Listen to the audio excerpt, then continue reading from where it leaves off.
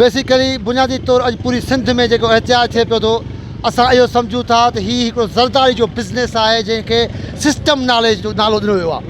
उन जा जेके मेन किरदार आहिनि, सेब साम्हूं अची चुका आहिनि। अनवर मजीद जेको पुटु आहे एजी मजीद, जिन गॾिजी सजी हिकिड़ी कंपनियूं तयारु करे जेके सिंधी वसंदियूं आहिनि, सिंधी ॻोठ आहिनि, उन्हनि खे जेको आहे सो कूड़ियूं रजिस्ट्रियूं करे मुख़्तलिफ़ नालनि ते उते ड्राए ऐं बिल्डर माफ़िया खे ॾिनो पियो थो वञे।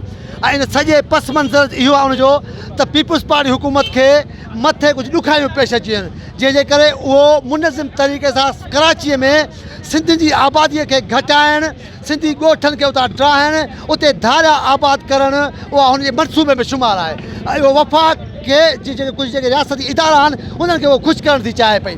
असीं सम्झूं था त हीअ जेका कराची आहे उहा सिंध जो गादी जो हंधु आहे। सिंध 5000 साल पुराणी हिकिड़ी तहज़ीब जी मालिक आहे। जेके सिंधी वसंदियूं आहिनि उहे धरती धड़नि जूं वसंदियूं आहिनि।